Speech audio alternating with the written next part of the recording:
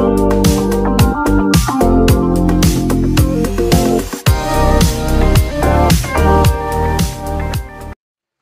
semua, tuan-tuan dan bapak yang amat dihormati semua, saudara-saudara yang amat dihormati semua.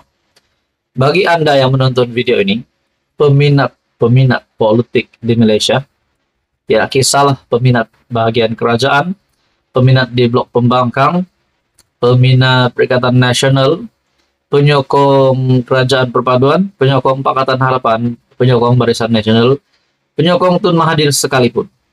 Ini satu video yang pasti akan mengejutkan Anda. Saudara-saudara, seperti yang kita tahu, terdapat banyak gesaan yang dibuat di dalam dunia politik. Salah satu gesaan yang kita pernah dengar adalah berkaitan dengan, kita juga pernah mendengar berkaitan dengan gerakan untuk menggulingkan Datuk Seri Anwar Ibrahim, menggulingkan kerajaan. Namun sehingga kini Datuk Seri Anwar Ibrahim masih kekal sebagai Perdana Menteri, masih kekal di puncak. Nah, terdapat juga gesaan di bahagian pembangkang pula. Ada beberapa pemerhati politik dan juga ada pemimpin politik sebelum ini membuat kenyataan menggesa PAS untuk masuk kerajaan. Saudara-saudara, sekiranya PAS satu blok dari pembangkang arti PAS masuk kerajaan, nah, makna kata Perikatan Nasional tinggallah bersatu dan juga gerakan, dan rasanya Tun Mahathir. Tapi kita juga tahu baru-baru ini Tun Mahathir dilantik sebagai penasihat bagi 4 negeri Perikatan Nasional ataupun 4 negeri tadbiran PAS. Nah, kita bercakap tentang lantikan Tun Mahathir pula. Ada yang kata, kenapa Tun Mahathir yang dilantik? Kan Perikatan Nasional ada Muhyiddin Yassin, kan Perikatan Nasional ada Hamzah Zainuddin, dan kenapa di dalam kepemimpinan PN yang masih ada pemimpin yang besar berpengaruh, tetapi Tun Mahathir yang bukan ahli parlimen, yang tidak ada kuasa hari ini, yang dilantik menjadi penasihat. Akhirnya beberapa pandangan dari kepimpinan PN sendiri menyatakan mereka mahu pimpinan Tun Mahathir sebagai bekas Perdana Menteri dan juga mempunyai pengalaman yang luas. Tidakkah Muhyiddin Yassin sendiri mempunyai pengalaman yang luas? Kita bercakap tentang lantikan Tun Mahathir.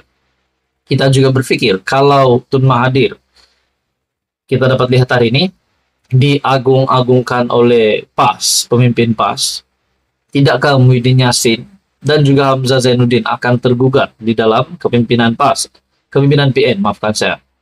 Bagaimana kalau tiba-tiba Muhyiddin Yassin dan Hamzah Zainuddin satu blok bersatu keluar Perikatan Nasional pula dan menyokong kerajaan? Nah, itu pun tidak mustahil juga. Nah, saudara-saudara, gesaan demi gesaan. Ada yang kata PAS patut masuk kerajaan. Ada yang kata bersatu patut masuk kerajaan. Ada juga kata Tun Mahathir perlu rehat, tidak lagi perlu aktif di dalam kancah politik hari ini yang semakin panas hari demi hari. Nah, saudara-saudara, tapi apa yang saya nak puji tentang Tun Mahathir ini, beliau masih lagi kuat perjuangannya ataupun masih lagi kuat mahu menjadi ahli politik yang masih mempunyai pengaruh di Malaysia. Walaupun kita sudah tahu bukti penolakan terhadap Tun Mahathir di Langkawi pada pilihan raya umum ke-15 baru-baru ini. Tapi semangat Tun Mahathir masih lagi ada. Walaupun di usia sudah menghampiri 100 tahun, beliau masih lagi aktif di dalam kancah politik Malaysia. Itu satu kebaikan yang saya lihat, yaitu beliau masih aktif dan masih ingin relevan di dalam dunia politik hari ini. Tetapi di usia yang sudah menghampiri 100 tahun, di usia 98 tahun Mahathir, patutkah beliau rehat saja dan tidak lagi terlibat dan fokus menjadi negarawan? Nah, teman-teman, berkaitan dengan beberapa spekulasi yang dibuat sebelum ini, gesaan PAS masuk kerajaan, gesaan bersatu masuk kerajaan. Kalau PAS masuk kerajaan, bagaimana dengan pembangkang? Tinggallah bersatu, tinggallah Mahathir, tinggallah gerakan, tinggallah muda. dan juga mungkin ada lagi yang lain. Nah, begitu juga kalau bersatu yang masuk kerajaan.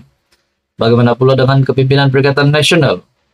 Bagaimana pula dengan Hadi Awang sebagai timbalan pengurus CPN? Adakah beliau yang akan memimpin PN tanpa bersatu? Seperti yang kita tahu, PAS mempunyai 40 kursi lebih, dan juga begitu juga bersatu, kalau saya tak silap, 30 kursi lebih. Saudara-saudara, apa komen Anda berkaitan dengan ini? Anda wajib share video ini. Anda juga dipersilakan like video ini dan tekan butang subscribe. Dan subscribe itu percuma. Halo semua, salam sejahtera Malaysia. Selamat datang ke channel Fels Lifestyle. Saudara-saudara, akhirnya hari ini terdapat satu lagi berita yang menyebut nama salah satu bos besar ataupun kepimpinan tertinggi Perikatan Nasional, yaitu Azmin Ali.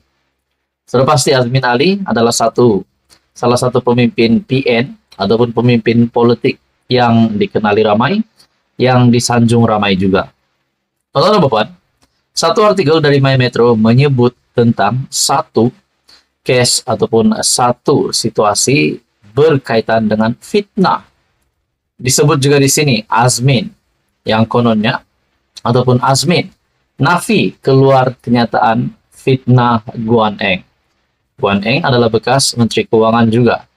Teman-teman, dalam artikel ini, Datuk Seri Muhammad Azmin Ali menafikan dakwaan beliau mengeluarkan sebarang kenyataan berunsur fitnah terhadap bekas Menteri Keuangan Lim Guan Eng ketika berucap pada kempen PRU 15 di Lunas Kedah pada 12 November tahun lalu.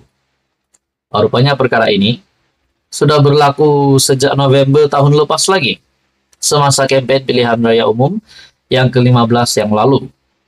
Nah, teman-teman, nama Azmin Ali disebut di sini,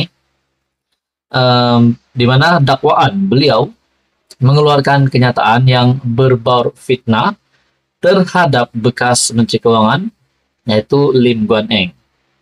Dalam pernyataan pembelaan terhadap Saman yang difailkan terhadapnya, Muhammad Azmin menafikan beliau ada menyebut perkataan Lamsi ketika berucap pada kempen itu dan meletakkan Lim atas beban bukti yang kukuh untuk membuktikan bahwa beliau, yaitu Muhammad Azmin, telah menyatakan perkataan berkenaan.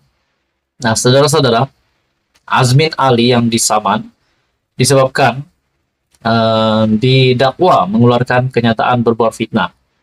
Nah, setelah beliau disaman, kalau dapat dibuktikan bahwa beliau bersalah, adakah Azmin Ali berisiko untuk ditangkap ataupun dikenakan tindakan undang-undang?